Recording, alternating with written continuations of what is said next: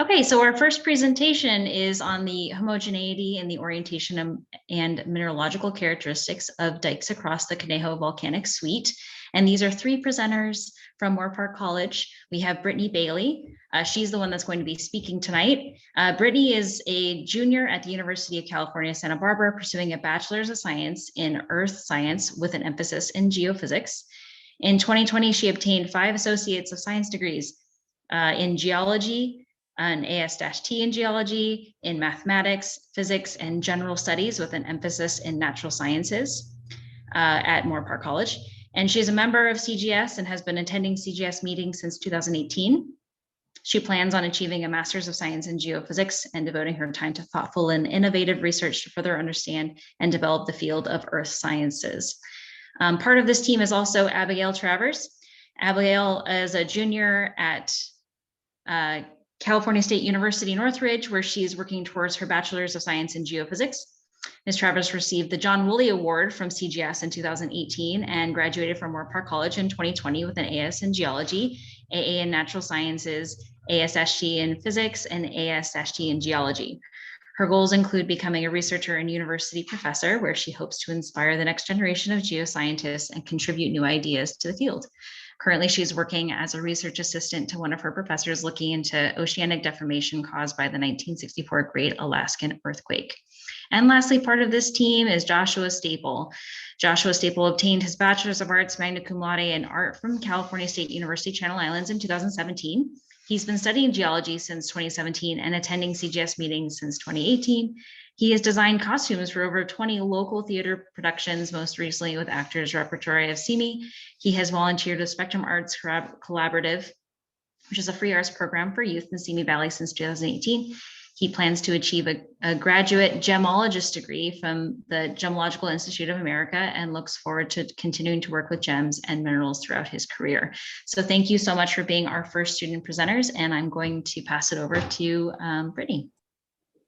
Hi, everyone. You can all see the correct screen, right? Yes. Perfect. All right, my name is Brittany Bailey, and it's a pleasure to be here and see all of you attending, even though it's virtual. I really appreciate it. So thank you for coming. And a huge thank you to CGS for having us here tonight. So I will start right over here. I apologize for the Zooms in advance, but what are you going to do? All right, so the three of us here have analyzed the orientation and mineralogy of a series of 31 dikes across the Conejo Volcanics. The suite is made up predominantly of basalt, ranging in composition from andesite to dacite, which was created by volcanism from transtensional tectonic activity back in the mid-Miocene about 17 to 14 million years ago. This volcanism produced a series of shallow magmatic intrusions known as dikes that we were interested in assessing. In doing that, we found a strong correlation in dike orientation, which tells us that these dikes likely intruded from a similar source. They exhibit porphyritic texture, meaning that the magma cooled slowly enough to allow fine crystals to form, and specifically large plagioclase phenocrysts, which were present in the 2 samples we'll be showing here. Notably, though, these samples don't display many aluminum-rich minerals, which suggests little crustal contamination upon intrusion. Additionally, kaolinite was found in the samples, which indicates that hydrolysis is taking place and affecting the dike's composition and physical integrity over time. Despite this, though, the dikes do form ridgebacks throughout the region, indicating that they're less prone to weathering than their surroundings. And now I'll pass you over to Josh to tell us about the geologic setting of this area.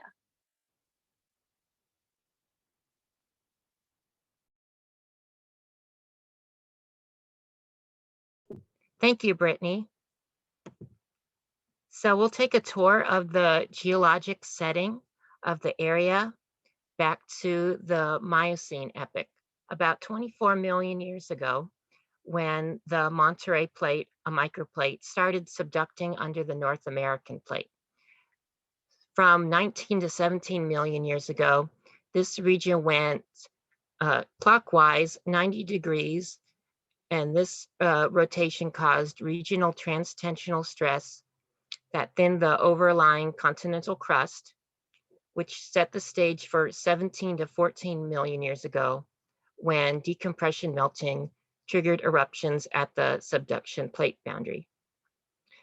So with mafic to intermediate hypabyssal dikes feeding the Conejo volcanic system that were injected through planes of weakness in the Topanga Formation, they were later exposed at Earth's surface due to uplift and weathering namely the transverse ranges.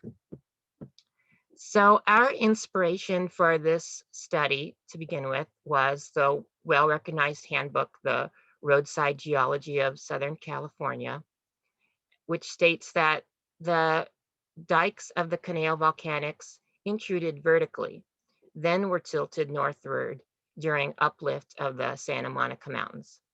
Our study sought to corroborate this anecdote by measuring their present-day orientations. So now I'd like to hand it to Abigail with our composition methods.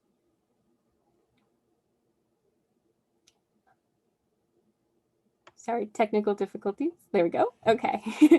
So hi, everyone. Let's look at the methods used to understand the composition of our two samples. So first, our first sample, D5-3, was collected from a visible dike in an extant outcrop to the immediate east of Sandy Dune. And if you're local, you probably know where that is, but if not, it's okay. It's north of Pacific Coast Highway and east of Thornhill Broom Beach. Our second sample, CG119, was collected from a road cut off the northbound 101 freeway along the Camarillo grade, just past the Camarillo Springs exit road sign.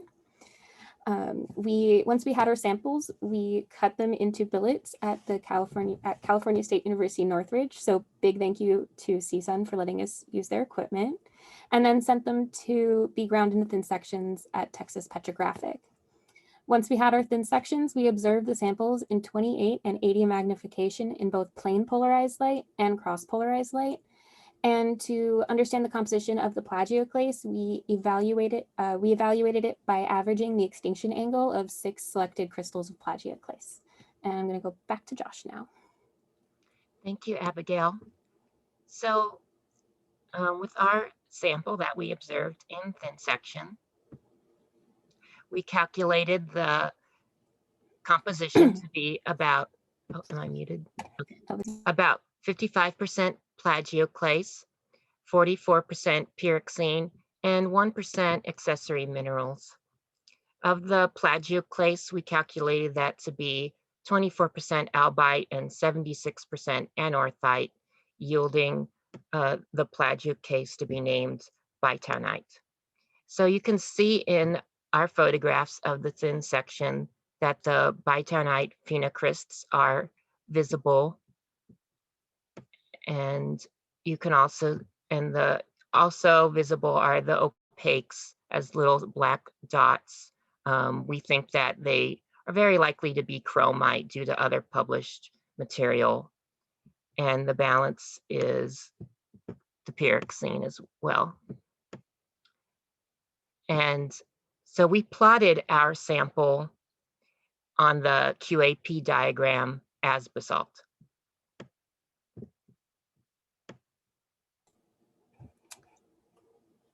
And the composition of our second sample, CG119, broke down to 47% plagioclase, a oligoclase variety, 30% quartz, 15% kaolinite, 5% opaques, and 3% hornblende. We believe that the opaques are pyrite due to previous mineral associations and publications we were reading when studying about the area.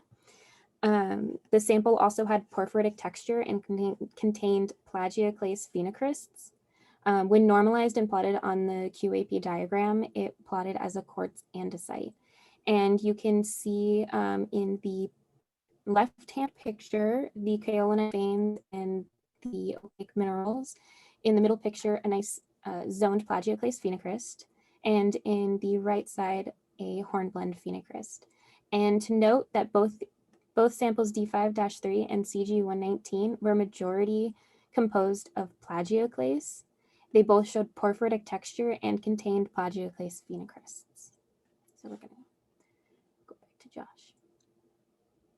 So what we discovered about assimilation with the study of our samples is that because we saw so little aluminum-rich minerals and xenoliths of country rock in the D5-3 sample, we think that there's just little evidence of crustal contamination. So although large volumes of magma erupted in this region in the Miocene, we determined that it must not have pooled in the crust long enough to significantly melt country rock and assimilate into the cooling crystals. Intrusive bodies in the mostly sandstone Topanga Formation are typically hydrous with low potassium oxide content and moderate depletion of niobium and tantalum from host rock, and belongs to the calc-alkaline magma series. In terms of weathering, our sample CG119 had undergone a significant amount of weathering as it contained 15% kaolinite, which is a daughter product of weathered feldspars. This suggests that the plagioclase in the rock is undergoing hydrolysis, in which oxidation of sulfides neutralize with silicates to form clays. The potential source of the sulfur for this reaction in the sample may be coming from the opaque mineral we think is pyrite.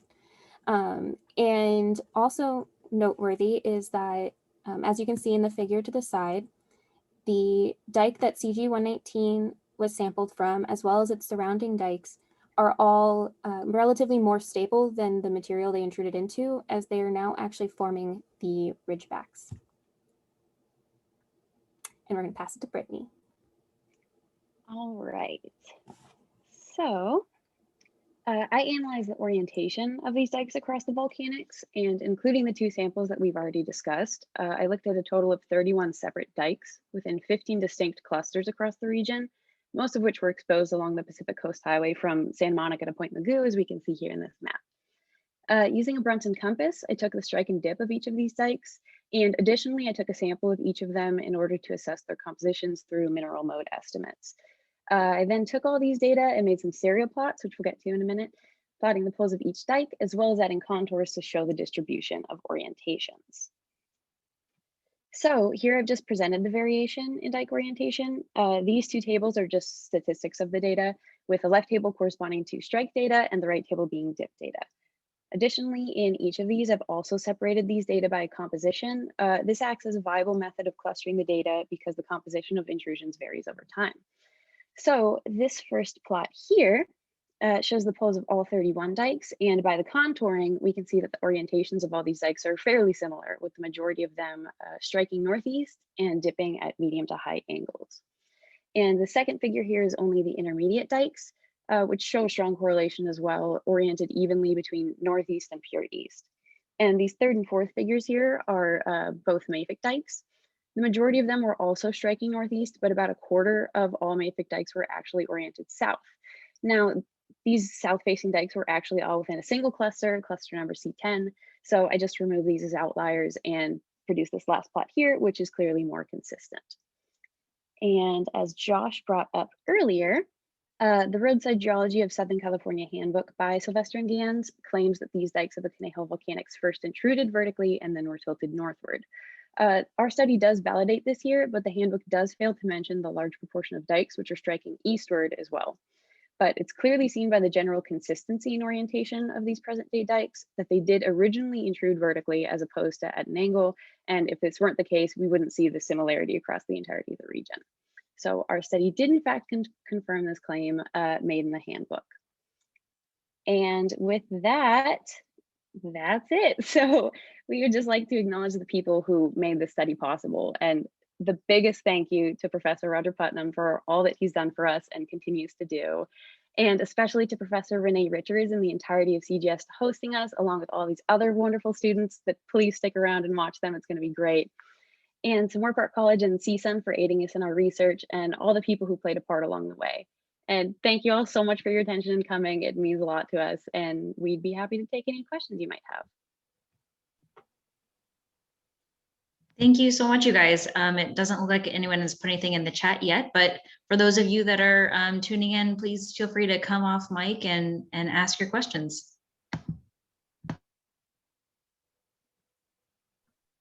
Hi, this is Kathy Marcellia at Cal State Northridge. That was a very nice talk. And I didn't mean to say magic sills. I meant to say mafic sills, but are there any mafic sills identified in the Santa Monica Mountains, or are they all dikes? I mean, I know that that's the majority of them, but I just was wondering if anybody had ever talked about about a sill rather than orientation rather than a dike orientation? I'm not aware of any studies. I'm sure that there are some. I know that Karen Savage from CSUN has done a lot of research on the Conejo volcanics in general. But in looking for our research, we were just specifically looking for dikes. But I know that when you look at topographic maps of the area, you can see a whole mess of different compositions, and I wouldn't be surprised at all. All right, thank you. Thank you.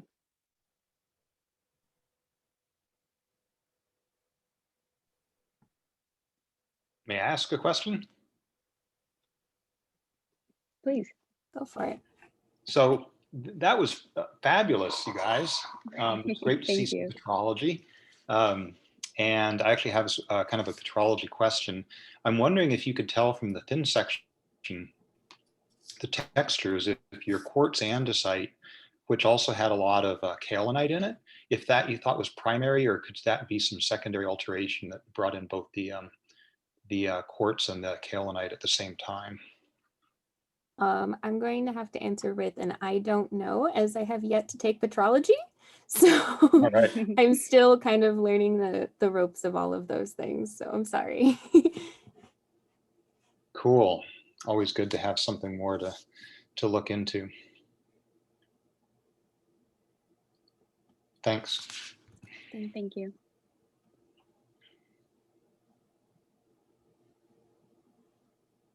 Are there any more questions? We have just a few more minutes left before we can introduce our next speakers, but a few more minutes for questions if there are any out there.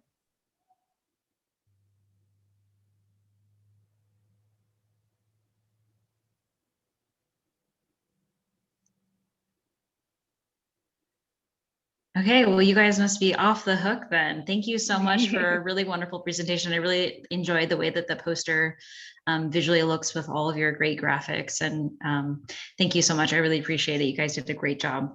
Well, thank you so much for having us. So now I'm going to introduce our next speakers. We have Sandra Jensen, Lydia Kaestner, and Cody Atwood from SBCC. They'll be presenting on fossil identification and depositional history of the unnamed fossil layer of Isla Vista, California. So now I'm going to read some of their biographies here. So Sandra is a student living in Seattle, Washington, has been involved with the geology program of Santa Barbara City College since 2018.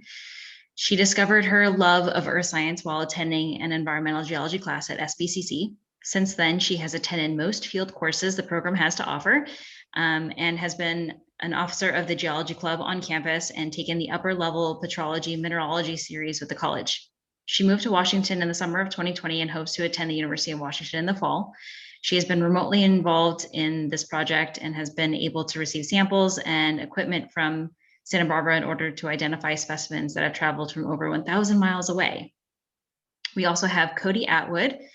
Cody grew up in the Sierra Nevadas and has always been fascinated by the physical environment.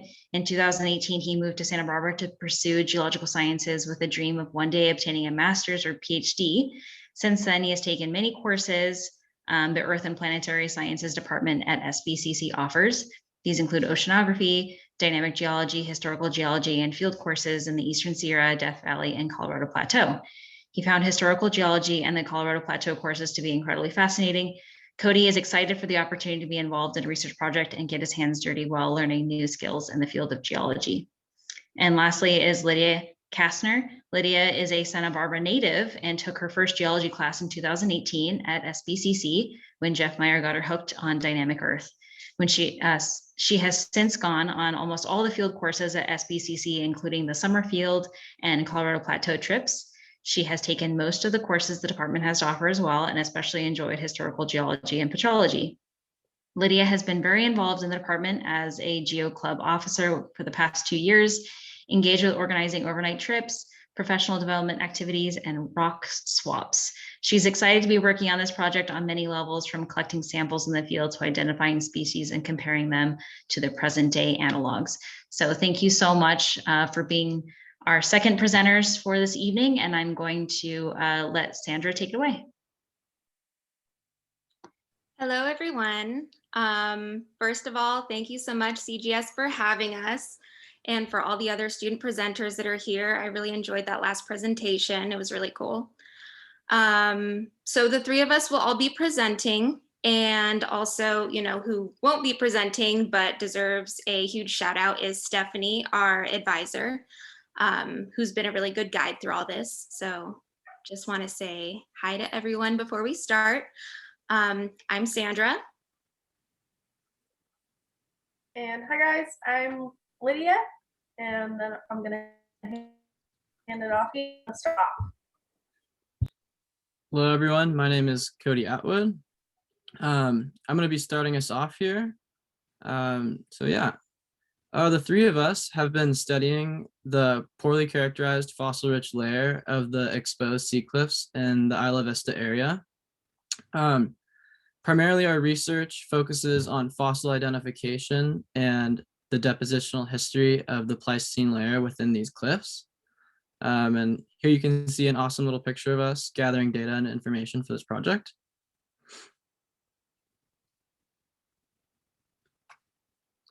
So for those who may not be familiar with this area, this is a Google Earth image of Isla Vista.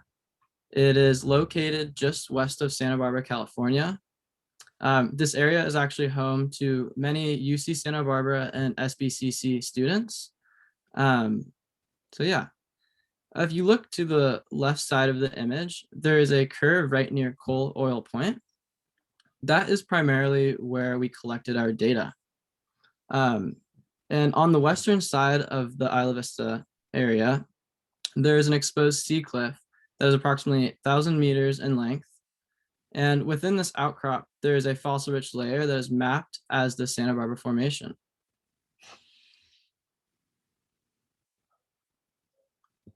So geology in Santa Barbara has been studied for a long time now. However, there's little published work on this fossil-rich layer in the Isla Vista area. But what we do know is at the Isla Vista beach near Devereaux Point, the well-preserved fossil-rich layer sits unconformably above the Sisquoc Formation that is marine and Pleistocene in age, with an abundance of tar deposits present. And additionally, we also know that there are more species within this layer that have not yet been identified within the fossil guidebook that pertains to this locality. So if you look at the image to the left, that is the current guidebook for the fossil-rich layer in Isla Vista. And as you guys can tell, maybe, this book is very old. It was published for the department and has been used as far back as any professor can trace back. The book is limited to 13 bivalves and 35 gastropods. And actually, at one point in time, the three of us took historical geology, and we were all once a part of this capstone project where we got to go into the field, collect samples, and identify individual species and use their paleoecology to determine possible depositional environments.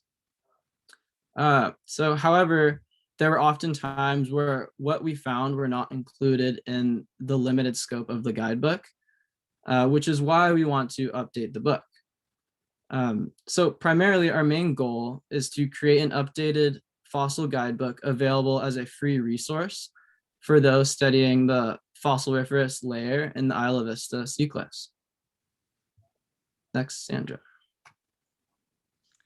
So with the goal to create a more representative scope of the marine fauna present in this layer, we began our first of several rounds of sample collection.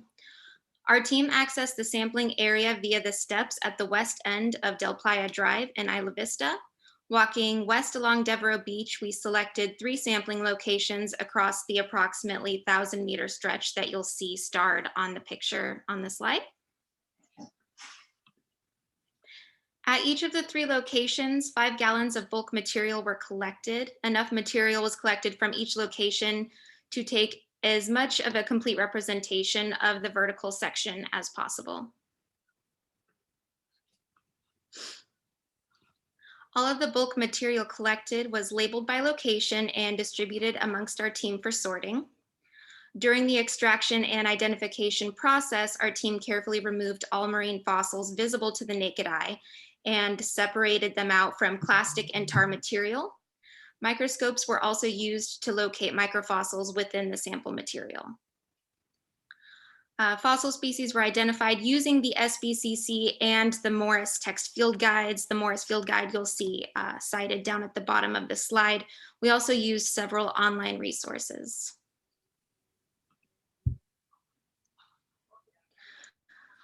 So here is one of our results graphs. As you'll see on this graph, apart from gastropods and bivalves, we found an abundance of other types of species as well.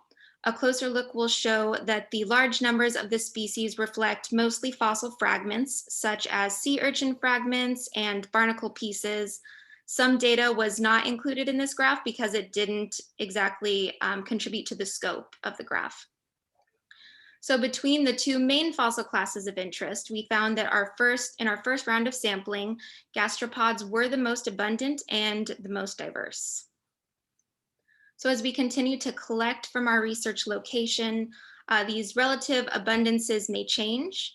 We have also found just about as many fossil fauna that are in the existing guidebook. And as Cody mentioned earlier, we also did find several that were not in there. So those are additional species. And so, like Sandra said, even though we're still only in the preliminary sorting phase, now that we've identified and quantified our first batch of samples, we're starting to see that the species we have identified are indicating a clear initial trend in terms of habitat. So we broke all those species down and sorted their populations into habitats. And so far, you can see we found very few organisms that are only intertidal or only deep water. And the most populous species identified have a habitat that ranges between the intertidal zone to calm shallow waters, such as bays, estuaries, and lagoons. So that would be the orange group. And we also found a moderately sized grouping of species that were given a more general marine designation. So that would be the purple group. And that group includes species that can be found anywhere from the shoreline to depths of hundreds of feet. And these were kind of the outliers that Sandra mentioned earlier, such as urchins, crabs, and forams. And so the fossilized fauna present in this layer represent the paleo environment of the deposition. So here you can see that the habitat populations from the previous graph have been overlaid on a general habitat graphic that would be representational of where this formation could have been expected during the Pleistocene. So you can see here that 62% of all individuals counted were found to live between the intertidal zone and shallow water. And we found it interesting that 57% of all organisms were found to inhabit protected zones such as bays, coves, lagoons, and estuaries. Intertidal and deep water organisms made up less than 1% of the total population that we identified in our first sampling.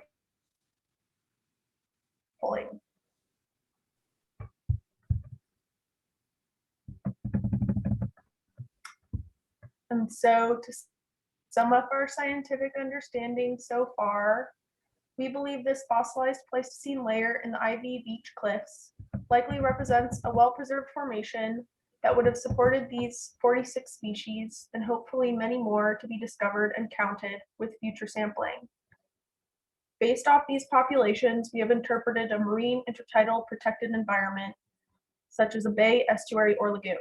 And so here you can see on a more zoomed out map of Isla Vista and Goleta, you can see in blue some of the potential modern day analog environments. And so where are we on the project? Our initial sample produced 1,500 individual fossils that have been identified and over 45 unique species. So we're already expanding on the scope of the older guide and look forward to finding more species. And the project is still ongoing. We're just getting started and still in the preliminary sampling stages. We actually just met for sample collection yesterday. And so now that we've collected more data, hopefully we can further identify and catalog unique populations. We also hope to compare between sampling locations and start creating a new updated catalog for public and educational use. And yeah, that's our presentation. We just want to thank CoastGeo for hosting us again. This has been great to connect digitally in this way. And we want to open it up to questions now. Thanks, you guys. Looks like we have quite a few minutes to spare here. If anyone has any questions, you're welcome to come off mute, show your face, ask some questions.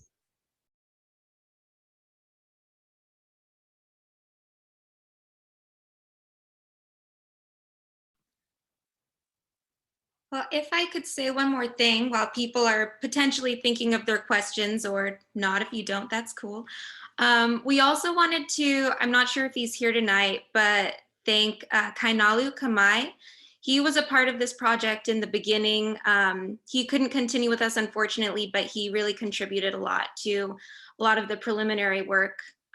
So if he is here tonight, thanks, Kai, you're awesome. And if not, we'll have to tell him another time, but shout out to him too.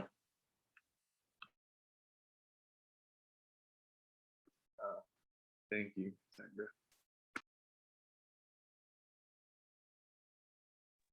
I have a quick question. Looking at this outcrop here. This is Kathy again. Sorry, I can't keep my mouth closed for some reason, but I just was wondering if you noticed any preferred orientations in the clamshells in the outcrop, or had, influence perhaps of storms or other things that you could talk about, maybe in terms of the environment that they were deposited in.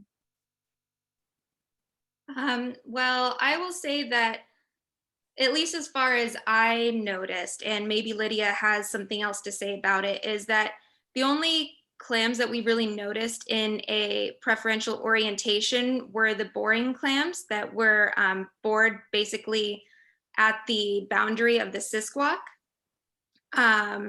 Everything else, you can tell that there was some business that was going on with storms and such, because we actually discovered a lot of shell fragments too. And so the orientations, at least that I noticed, weren't very preferential as far as in the fossil layer itself, just at the unconformity, where you could see that the boring clams were in the Sisquoc there. Lydia, do you have anything else to add? Nope, that was pretty much it. The erosion is pretty, the cliff is pretty unstable sometimes, and it's hard to get up into certain places. And we don't really see any distinct events, but we have been finding some really, like Sandra said, like big pockets of shell hash, where it's just all tumbled up together, and you can tell that it was definitely reworked before it was deposited and lithified again. And lots of tar too, lots of tar activity. But as Sandra mentioned, yeah, the boring clams were really distinct, like a really distinct band at the bottom. I'm not sure if you can probably can't really see it here, but yeah, that's about it. Yeah, I've seen those fossil tar balls before in some of the formations in the region, and those are really cool to say that the processes that were happening today also happened in the past. But thank you very much. Yeah, thank you for your question.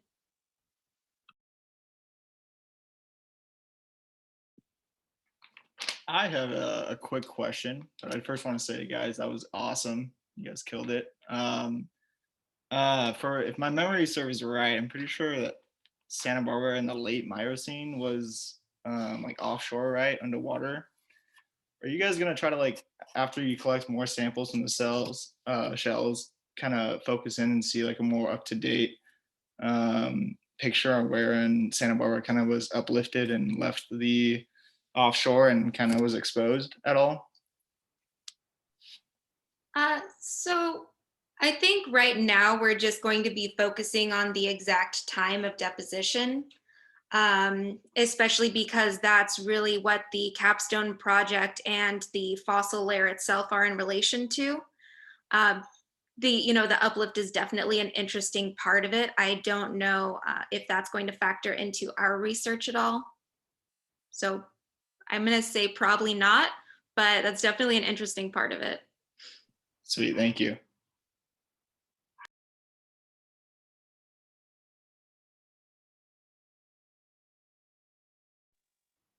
Are there any more questions? I don't have a question, but more of a comment that I really enjoy this picture here. It reminds me that I should have done field work in a more beautiful location, like right here off the coast of Santa Barbara. So that's a pretty good place to, pretty good view to do your field work. Yeah, it was great. I will say sometimes it almost makes it worse though that the ocean is right there and it gets pretty hot on the beach, but it is beautiful. Okay, well, if there aren't any more questions, then we'll move on to our next speaker. Thank you so much, you guys, for presenting. That was great. I really liked all your pictures there. Okay, so our next speaker is Tristan Daly from SBCC. He's going to be presenting on minerals needed for renewable energy technology. So while he pulls up his presentation, I'm going to read his quick bio. Tristan was born in Santa Barbara County, California, and was raised in an environment in which he grew an immense appreciation for the outdoor spaces in Santa Barbara County. Tristan is working towards his undergraduate in geology at SBCC with a goal to transfer to UCSB. Geology remains the focus of his academic studies, but over time became interested in the renewable energy industry and how renewable energy technology can help our society moving forward. So thanks so much for presenting, and I'll let you take it away, Tristan. All right, thank you, Renee. And thank you so much for having me here as well. So as she said, my name is Tristan Daly. I'm a geology student at Santa Barbara City College. One person I also want to thank is my advisor, Dr. Bill Dinklage, who was a huge help in helping me put together this presentation and find some direction. But like was said, we're here to talk about the role that minerals play in the renewable energy industry. So we're mostly going to look into the rare materials that go into renewable energy technology, and we're going to look at where those materials come from. So let's get started with wind energy. So why is wind energy important? Wind energy has been on a relatively steady incline since the 1990s. Worldwide, wind power capacity has steadily increased by about 20% annually, reaching an average output of about 650 gigawatts in 2019. In many parts of the world, and Europe in particular, source a large percentage of their power from wind-generated electricity as well. Now, the materials used in most wind turbines consist mostly of abundant metals such as steel, aluminum, and iron, and as such, we won't be talking about those materials.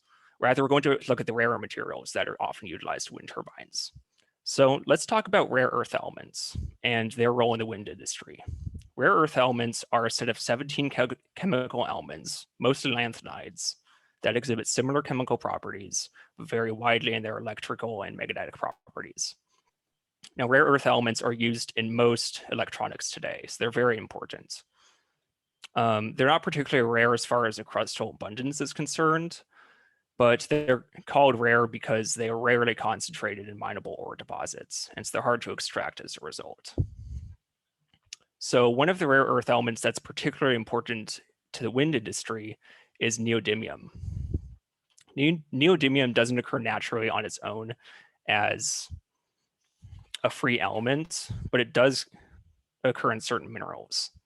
So neodymium is important because it's often used to make neodymium magnets. These are the strongest type of permanent magnets commercially available.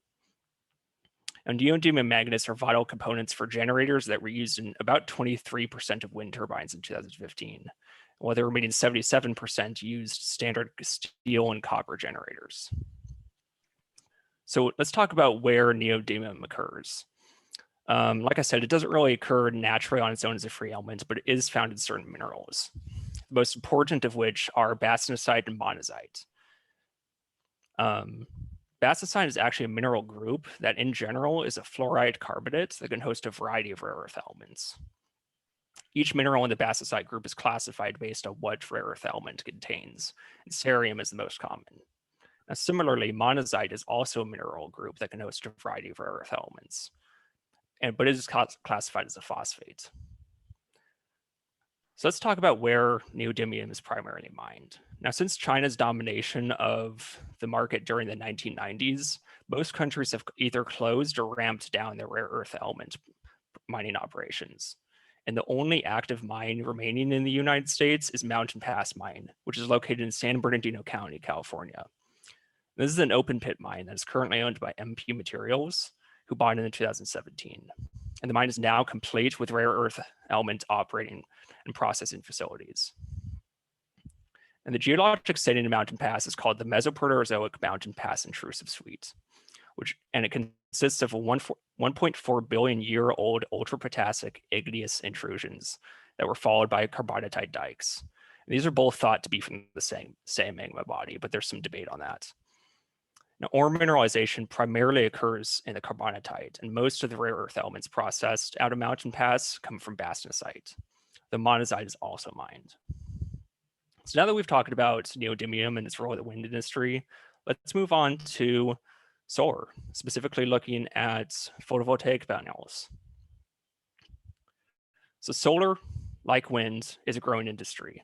In recent years, world growth and installation of photovoltaic panels has increased by an average of about 40% annually. So this has mostly been due to government subsidies, falling prices, and an increased focus on climate-related concerns. So the majority of solar panels are either thin film or silicon-based. Silicon solar panels are the most widely used type of solar panels and make up about 90% of those installed. Now, almost all of the remaining solar panels installed are thin film panels. And silicon is the second most abundant element on Earth after oxygen, so there's no shortage of the supply there. So we're mostly going to be talking about thin film solar panels, the most prominent type of which are called cadmium telluride cells. So as the name suggests, cadmium telluride cells primarily use cadmium and tellurium in their material as semiconductors. So let's take a look at cadmium and where that comes from. Cadmium is not particularly rare, and it actually has a crustal abundance similar to that of silver, but it does have very few mineral occurrences, the most common of which is a mineral called greenachite.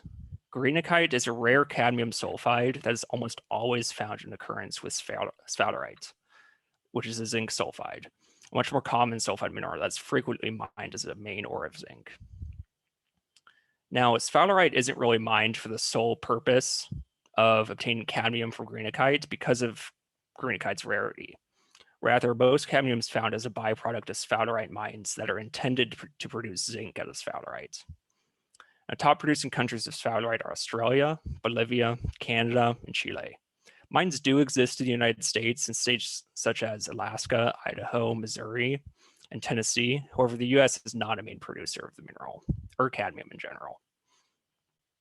Now, talking about the other material that mostly goes into cadmium telluride panels, tellurium. Elemental tellurium has similar crustal abundances to that of platinum, which makes it exceedingly rare, several times rarer than most rare earth elements. And due to the rarity of geologic concentrations of tellurium, it is almost exclusively processed as a byproduct of industrial processes, mostly through the processing of copper from various epithermal copper sulfide ores.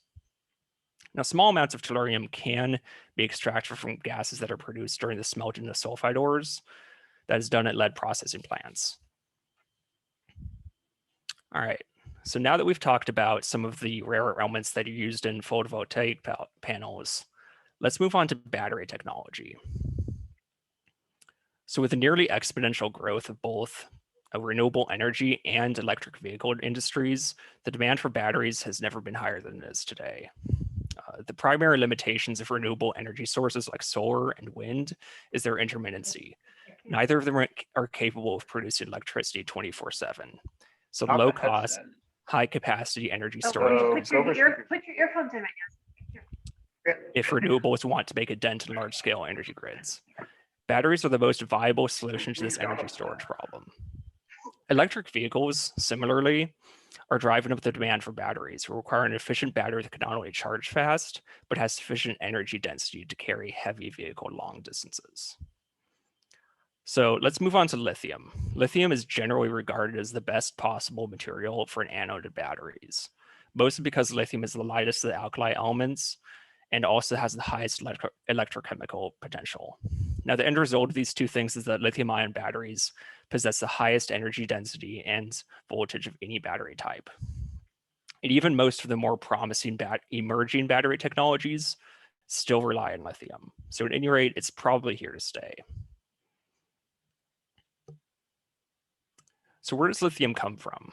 So in 2009, 87% of lithium that was extracted came from brine deposits, while only 13 came from hard rock deposits. Hard rock deposits of lithium come primarily from the mineral spodumene, which is a pyroxene mineral that is often found in lithium pegmatites. Most spodumene is mined out of Australia. Now, lithium brine deposits are most common in South American countries such as Argentina, Bolivia, and Chile. And those three countries alone account for some 75% of the world's lithium resources overall. Now, prior to the discovery of lithium-rich brines in South America, the US was a major producer of lithium from the mineral spodumene. But since then, brine deposits have overtaken the market, and the US is no longer a major player in the lithium market. The US does have its own lithium brine deposits, however, that we have only started to capitalize on. So a major location today is the Salton Sea. Many companies are interested in extracting lithium from the hot brine that is already being pulled out of geothermal wells there. And they're interested in using that to extract lithium. Another major possible source of lithium in the United States exists in California's Panamint Valley. Though some companies have their eye in the area, the proximity to sensitive public lands has largely kept it from being developed there. So lastly, let's talk about cobalt. Cobalt is a vital component in lithium-ion batteries, and it acts as a stabilizer for lithium. The majority of the world's cobalt is sourced from small-scale mining operations out of the Democratic Republic of the Congo. Cobalt is most often in association with nickel-bearing minerals, the most common of which are cobaltite, safflerite, glaucodot, and scutterudite.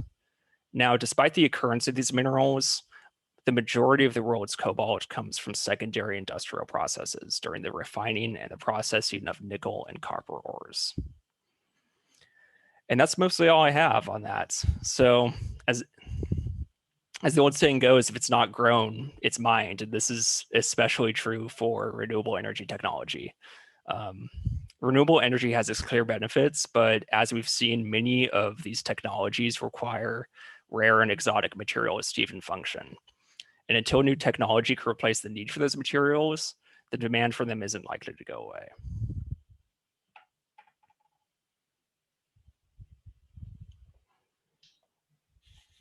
Great, thanks, Tristan. Are there any questions?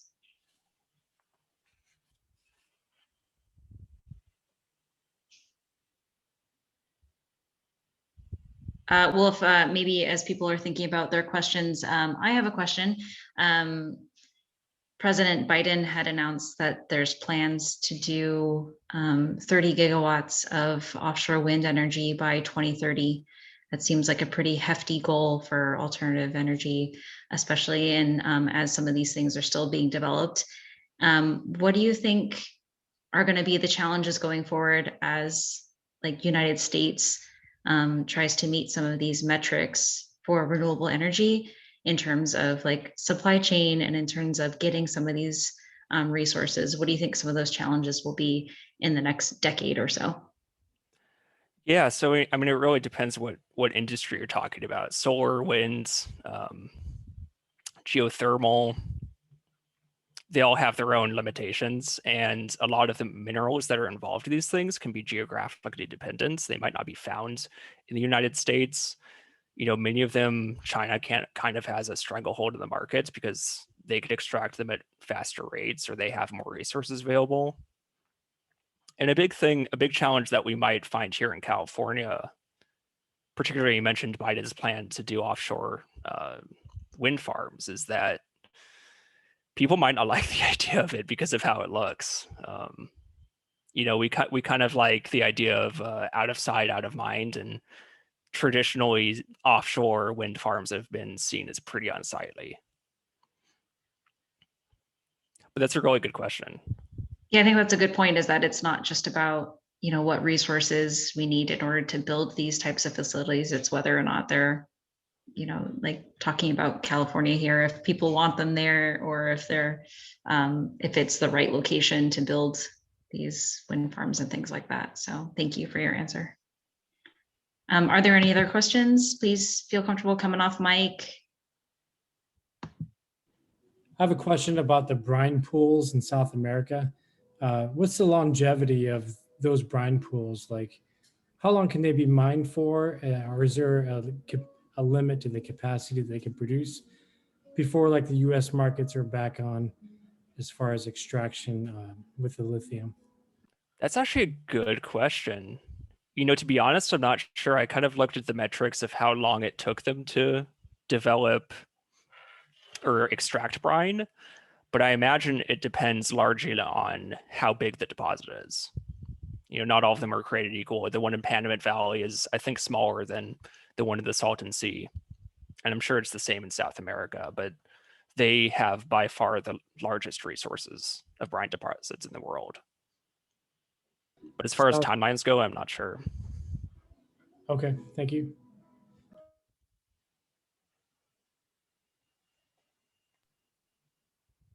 Any other questions? We have just a few more minutes left.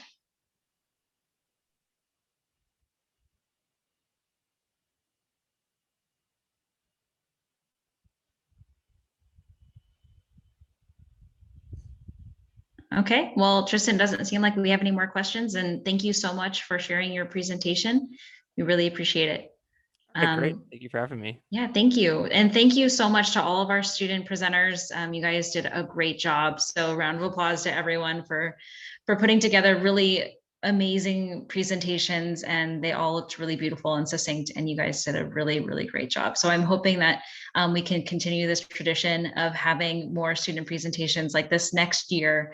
So any of you students that are tuning in and listening, maybe think about ways that you can share your research and share your projects at CGS next year. So thanks again to all the student participants and speakers today.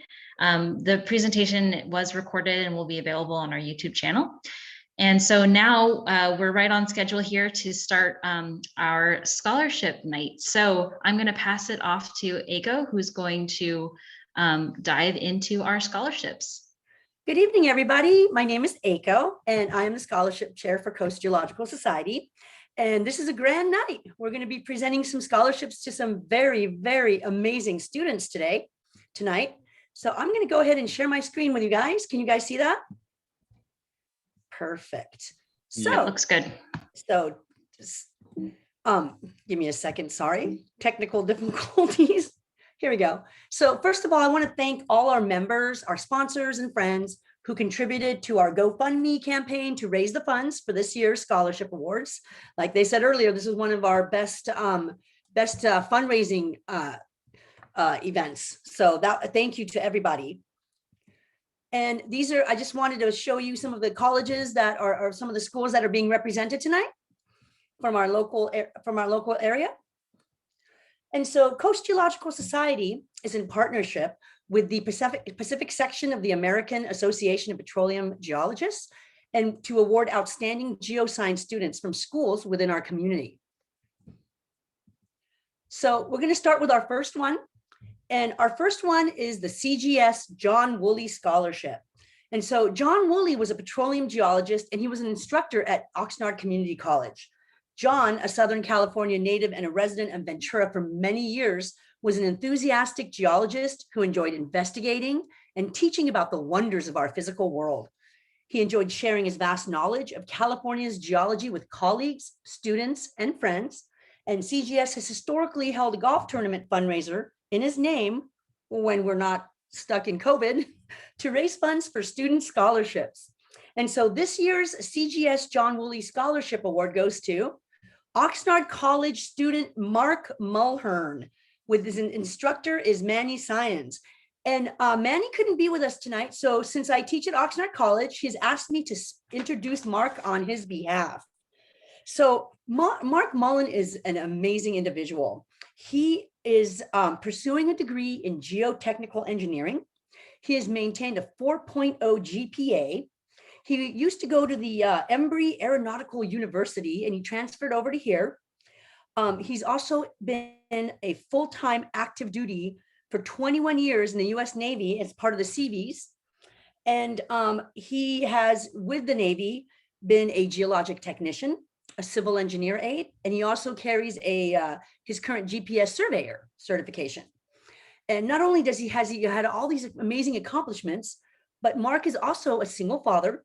He has 2 wonderful young children, and he hopes to transfer by spring 2022 to a CSU or a state college. So without further ado, Mark, if you'd like to say hello and just to say a few words, congratulations. Hey, thank you so much. I really appreciate everything, the comments alone.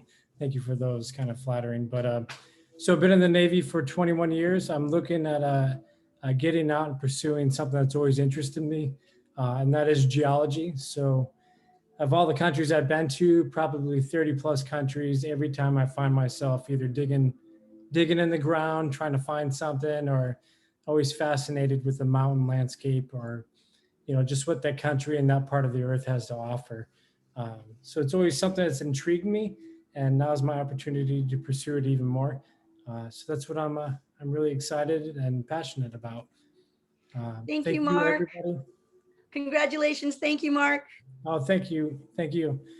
So just looking for that next chapter, and I have a great instructor, Manny Signs. Kind of puts the passion out there, and I see a lot of other students gravitating towards that. So once again, thank you, and I appreciate the opportunity.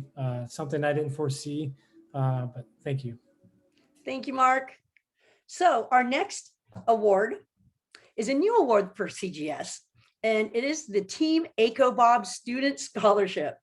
And so this scholarship is in honor of Dr. Robert S. Gray. He's a professor at Santa Barbara City College for over 50 years and a longtime member of CGS. And so there is a special connection between Dr. Gray and myself. We've spent many years together in geoscience partnerships of everything you could imagine, thus lending the name to the scholarship. And so the Team EcoBob Student Scholarship Award that goes to David Nims from Santa Barbara City College, and his instructor is Stephanie Mendez. And I have a little video that I would like to present.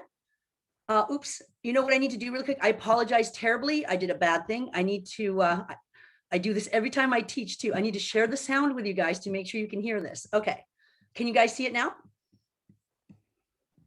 We see your desktop. Oh my We don't see the video, we see your desktop. I'm sorry. Yes, I do this all the time. I don't think we'll ever get used to this, right? Here we go. Okay. Apologize for the technical difficulties. Good evening, CGS. My name is Stephanie Mendez, and I'm an instructor at Santa Barbara City College. It is my pleasure this evening to get to present the award to David Nims. So David and I first met in his freshman year at City College about 4 years ago now on a Death Valley field course. He came to us as a biology major, but after spending some time in the field, he changed his major to earth science. And since then, David's taken a variety of earth science classes, including other field courses like you see in the picture where David's standing in the Eastern Sierra with our second year field program. David has really stood out to me, especially this year as a geology major, with taking on the responsibility as Geo Club president, which is really a big focal point in our earth science community, where he's created so many thoughtful activities and websites and communication strategies for this really strange switch to distance learning. But he's done a great job keeping both his academic balance and professional community balances, such as Geo Club. He's also started his own independent research project this year, so my goal is next year we might see David again as a student presenter at Student Night. So once again, congratulations, David. You're awesome, and I can't wait to see all the things you do in the future.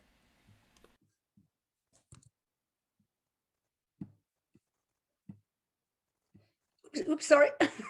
So our second Team EcoBob Student Scholarship Award goes to Isabella Welch, or Bella Welch, from Ventura College, and her instructor is Chloe Branseport. And I'm going to go ahead and play a little video from Chloe as well.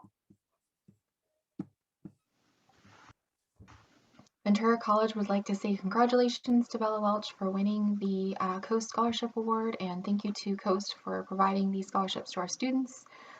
Bella is a fantastic student. She has taken physical geology and historical geology, and she has won a number of awards in her and during her career, her early career. She worked on a project for like 6 years with Quetzalcoatlus and won a number of awards through the county science fair as well as through Coast. So she has some wonderful research under her belt already. She'd like to go to UCLA or UCSB, and I can see great things for Bella in the future. So we're so excited that she won this award, and so thankful to Coast for having these awards for our students. So congratulations, Bella, and thank you to Coast again for providing our students with these wonderful opportunities. Congratulations to Bella. And if David and Bella would like to just show their faces and say hello. Hello. Thank you guys so much. This is an honor. I'm so lucky to have another award from you guys under my belt now. And Miss Katau, you're always an inspiration to me ever since I took your class. You always will be. And of course, my current geology, Miss Branforte. I just call her Miss Professor B, but thank you so much. Bella. How about David? Is David still here? Yeah, I'm here. And I want to thank everybody who not only nominated me for this award, but who helped me this year in my not only academic but professional career. The Geo Club has just been such a fun thing to let loose on with everybody and get the students involved with, and working with Stephanie and so many other people in the department has just been such an honor, and I don't even know what else to say. I'm just so honored to be awarded this scholarship. Thank you all who donated to it as well, and thanks for Stephanie for sticking with me through this whole year, even though it was just crazy in these COVID times. But thank you everybody who came as well. Thank you. Thank you, David. So our next scholarship is the Butch Brown Award. And the CGS Butch Brown Scholarship Award was introduced after his passing in 2013. Butch was a unical geologist and who was active in the PS, AAPG, and CGS. This award is in memory of him and his contribution to the geologic community. And so this year, the Butch Brown Award goes to Alyssa Lopez from Moorpark College, and her instructor is Roger Putnam. And here's a quick video.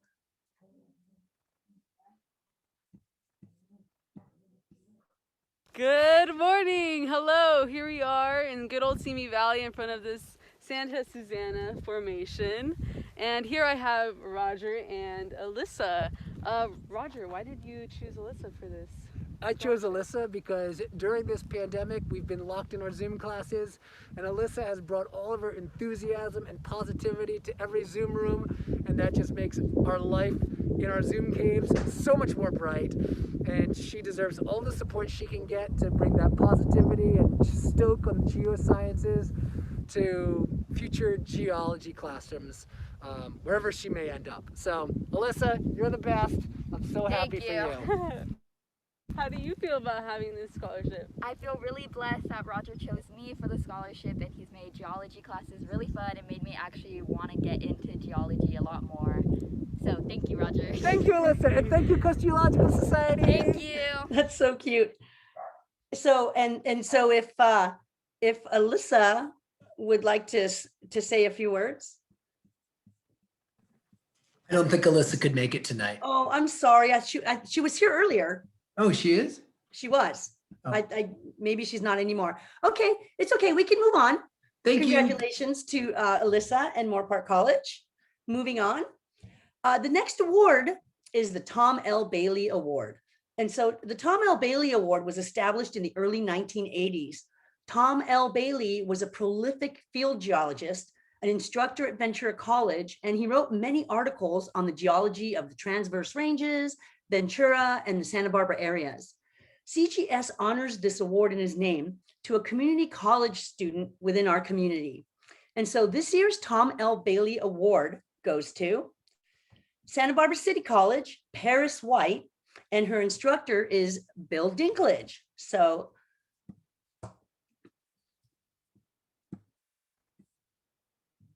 So I got to know Paris White this year when I taught mineralogy in the fall, and we had to do it remotely, all online. Students took home bags of crystal models, plaster crystal models, minerals, rocks, of ore minerals, and even microscopes from our old set of microscopes, and a set of thin sections. And they did all the work in their own homes and seemed to muddle through it somehow. We Zoomed for labs, and despite all of our great efforts, and ACO helped us out a lot getting all the lab materials prepared, I would still say it was a non-ideal learning environment. But Paris was one of several students who stuck through it, and I was really impressed by her work ethic, her can-do attitude, and her perseverance through the class. She works well with others. She formed a little peer group with a couple, 2 or 3 other students. They tended to work together kind of offline, group chatting and so forth, and helping each other out through the mineralogy class. So that was quite impressive. And so I just got to know her during the second year. Paris had a first year with us and did very well in that year. And that's actually kind of unusual for students to just come in and take classes their first year and basically do our first year curriculum in the first year and then start the second year curriculum in the second year. So Paris was just moving right along on a super good track. She took physical geology and historical geology last year, got A's and A+s in those classes and the labs. She was active in the geology club, going on field trips, participating in meetings, and even coming to Coast Geo. So I would like to honor Paris for her dedication, her engagement in the department, her working hard through a tough online second year class, and with nominating her for the Tom Bailey Award. Thanks, Paris. Congratulations, Paris. And I see you here if you want to say hello. Hi, everyone. Thank you so much. And Bill, I'm so excited to be taking your petrology class in the spring. I'm looking forward to that, and hopefully it's in person. I'm incredibly appreciative to the Coastal Geology Society for selecting me as a recipient for this scholarship. I look forward to getting back to in-person learning and getting to know everyone again and getting to take my geology courses. And I just want to thank all of you, and I look forward to working with everyone. And I miss all of you at Santa Barbara City, and hopefully I'll see you all soon.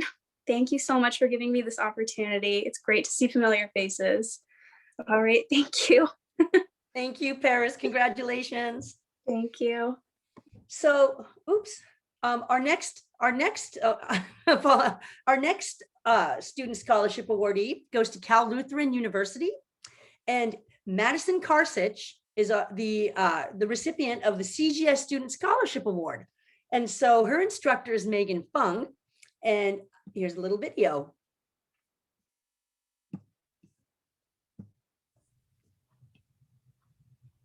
Hi, my name is Dr. Megan Fung.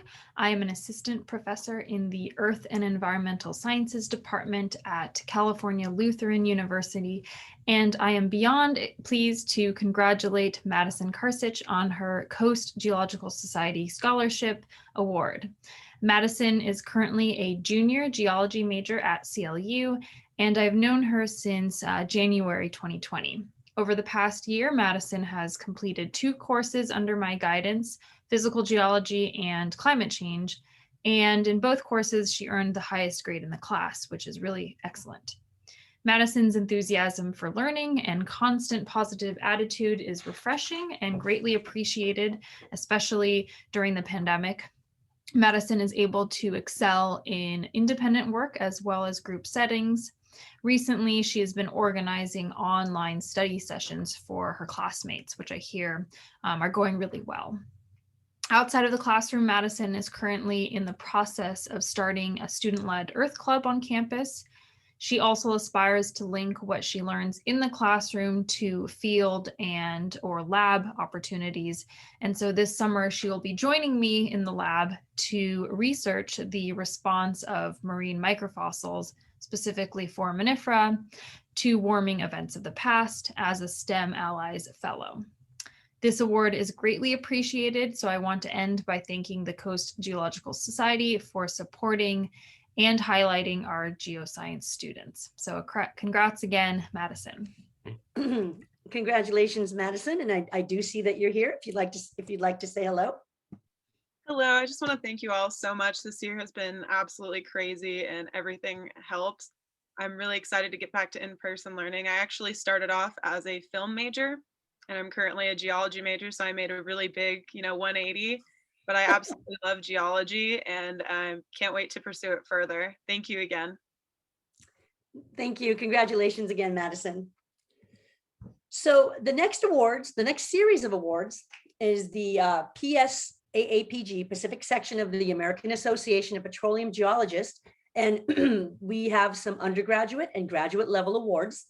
And the excuse me, the PSAAPG Scholarship Program was created in the spring of 2013 to help provide financial support to degree geoscience study and to foster closer ties between PSAAPG and its affiliated societies and student chapters. And so the first PSAAPG award is the undergraduate award, and it goes to Cal State University Northridge, Serena Ruiz. Congratulations, Serena. And Dr. Hermans, I think I'm pronouncing that correctly, Hermans, Richard Hermans has a few things to say about Serena. Hi, my name is Dick Hermans. I'm chair of the Department of Geological Sciences at Cal State Northridge, and I'm here to present the undergraduate award winner for Northridge, Serena Ruiz. So Serena is one of the most motivated, enthusiastic students we've had in the department for quite some time, and she was chosen for this award because she's working on a project down in the southern San Andreas Fault where she's using GIS to compile the ages of all of the geomorphic surface ages in the area that can be used for offset markers along the San Andreas Fault. Serena came to me 2 years ago and asked if I had any research projects because she really wanted to get involved. And at the time I was like, well, what should we work on? And together we've come up with this project. It's being supported by the United States Geologic Survey, and we hope to work on it over the course of the next year. So this funding from the Coast Geologic Society will help us get out into the field and actually put some eyes on the surfaces that she's compiling through her GIS work. So I'm really proud of Serena, and thank you to the Coast Geologic Society. Congratulations, Serena. I see you here. If you want to say a few words. I just want to thank CSUN and CGS, and of course, like coming from Santa Barbara City College and now being at CSUN and going to be graduating soon. It's just awesome, and I can't believe it. Thank you so much for selecting me. Congratulations once again, Serena. So the PSAAPG Graduate Level Award for Cal State University Northridge this year goes to Priscilla Martinez. And so her instructor, Kathleen Marsaglia, has asked to upload a PowerPoint slide, and she is here today, and she's going to, is that okay, Kathleen? It's perfect, thanks. Okay. Well, first of all, again, thanks to CGS. Thanks, Echo, that you've been doing a great job and you continue to do it. And you keep us on our toes through the years. And it's my honor to present to you a little bit of the accolades that go along with the name Priscilla Martinez. She joined CSUN in the fall. I met Priscilla right before COVID lockdown and haven't seen her very much since, unfortunately, but she did take one of my classes. And she's done work in Ventura County. You could see her bachelor's thesis was with Jeff Knott, working on the tephrochronology of the Modelo Formation. And she's also received a Vancouvering Award and the AWG Brunton Award. Since coming to CSUN, she's been a teaching assistant, and she's also decided to work with me on, that's why I was asking some questions perhaps about the sills in the Santa Monica Mountains, because she's working on some of the mafic volcanic products in the Guaymas Basin from a scientific cruise, IODP cruise that I recently took. She's already received an award for MS thesis research from SEPM, and she's been awarded a summer internship in Western Virginia at the USGS, and we'll be doing lacustrine sedimentology. I think the degree to which it will be done remotely versus in person is yet to be determined. But again, I'm very proud of Priscilla, and she's going to do great things. And it's going to be really great once we can sit in the lab together and look at rocks and thin sections and sediment samples from Isla Tortuga in the Guaymas Basin together. So thank you for allowing me to make this short presentation. Thank you, Kathleen. So I do see Priscilla here, if you want to say a few words. Yeah, first off, I just want to thank CGS for the scholarship and for the society's support. And I'm also grateful to have been nominated by my advisor, Dr. Marcelia, who has done an awesome job at mentoring and guiding me throughout my time at CSUN so far, as the entire CSUN geology department. I'm excited to keep working on my research in Guaymas and interested in seeing the ties between the undergraduate work I did in the Modelo and Monterey, and then all the cool biogenic, terrigenous, volcanic sedimentation happening in the Gulf of California. So thank you again for this award, and I hope you all have a good evening. Thank you, Priscilla. Congratulations. And so our next series of PSA APG awards goes to University of California, Santa Barbara. And so the undergraduate level award for UCSB goes to Allison Randall. And her instructor is Matt Rue. And I have a little video here from Matt Rue.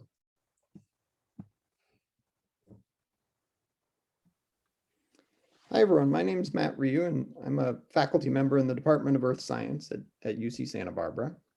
And today it's my real pleasure to introduce Allison Randall. Allison is our department's nominee this year for the Coast Geological Society undergraduate scholarship. Allison's an academically outstanding student. She's extremely hardworking and takes the time to carefully complete and understand lab exercises and the material for our upper division classes. And she's really excelled in our program. She's regularly the top student or one of the top students in our upper division classes. In addition to being academically excellent, Allison is also the type of person who steps up to help when help is needed. And she's done this both formally and informally within the department. Informally, Allison has helped out a lot on field trips, offering to drive a van or a truck or help students who don't have as much field experience. And more formally, over the last year during remote instruction, Allison acted as an undergraduate TA twice for our Introduction to Field Methods class, trying to give students a sense for what earth scientists do in the field and how we can deal with field data, which of course comes with unique challenges when you're teaching remotely.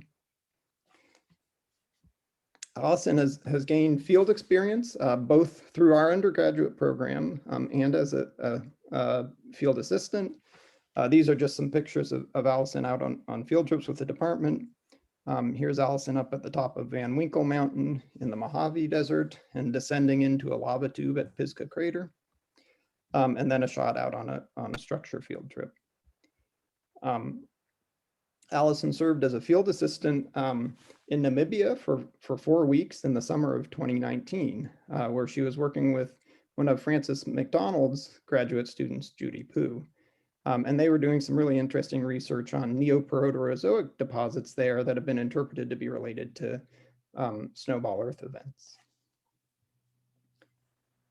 In addition to Allison's participation within the Department of Earth Science, Allison's also been very active within the adventure programs at UC Santa Barbara, acting as an outdoor guide and introducing students to different outdoor activities, and then also developing a new Leave No Trace program to teach other students best practices within the field.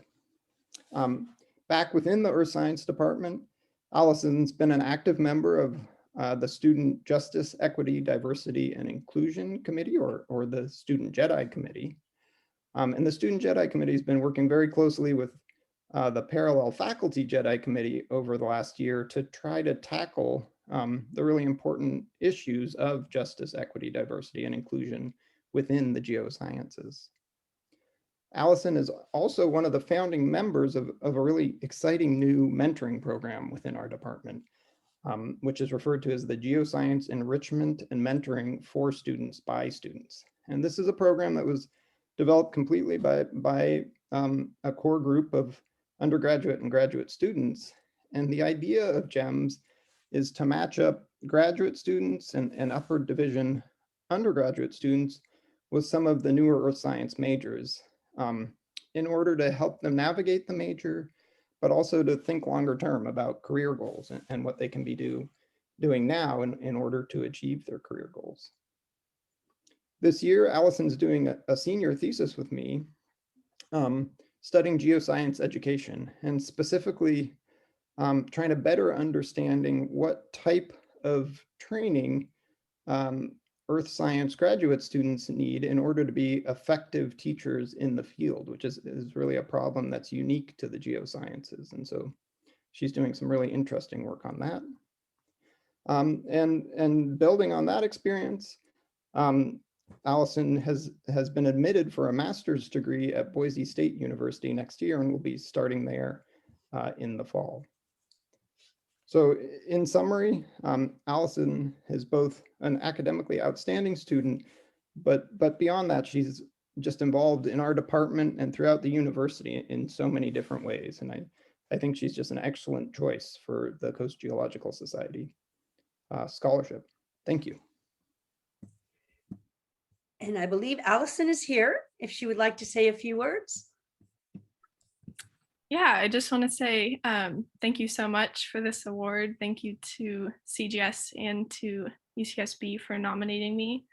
And especially thank you to Matt for taking me on for my thesis and just being a great mentor over the past couple of years. I know you have no experience in qualitative research, but I really appreciate you supporting me through my thesis this year and my future goals with geoscience education. So thank you. Thank you, Allison. Congratulations.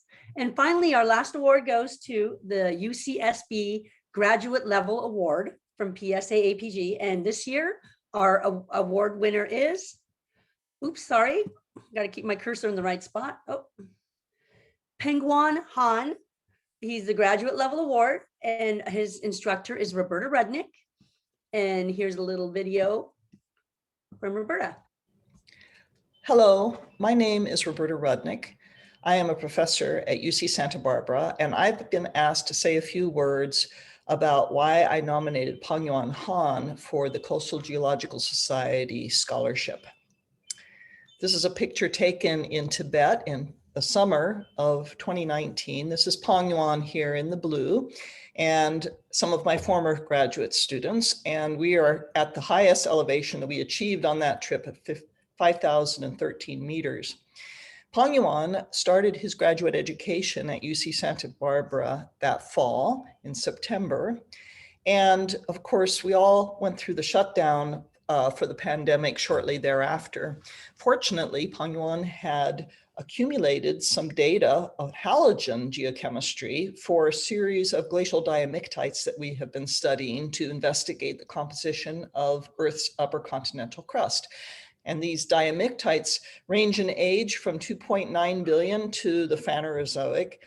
And he has been interpreting these data and reading the literature and educating himself as well as me about halogen geochemistry and been doing a really fantastic job. And he's now working these data up to publish them. And I think this effort has been terrific, and that is why I nominated him for this honor. And thank you very much.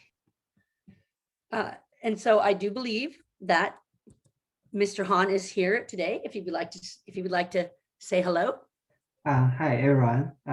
We're glad to be here. And yeah, and also thanks Roberta and the faculty at my department for nominating me for this award, and Coast Geological Society, gave this award to me. yeah, it's unfortunately, I come here and everything a lot down, but California is a very beautiful place. Hopefully, in the future, we can have, go outside to take some field trip to explore more in the geology world.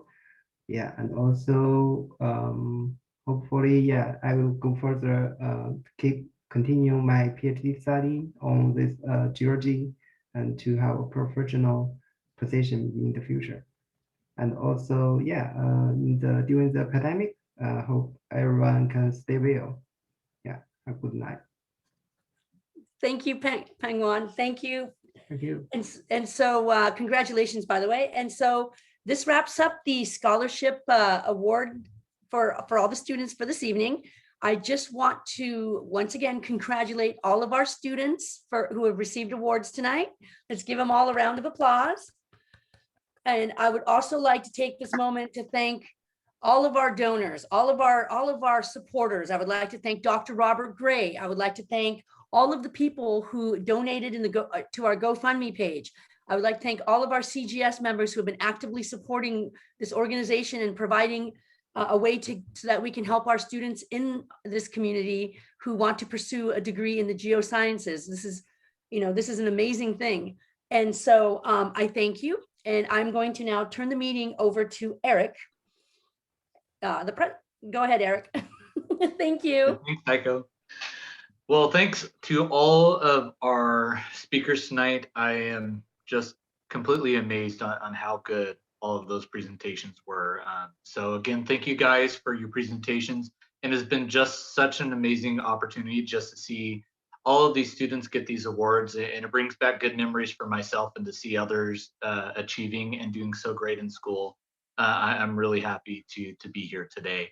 So again, thanks everyone tonight.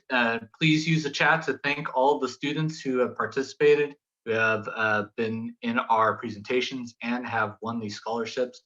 And we hope to see you guys again for next month. We're going to have Greg Wilkerson. He's going to be talking about the known geologic structure program for here in Ventura County. So we will see you guys next month. Again, thank you everyone and have a wonderful night.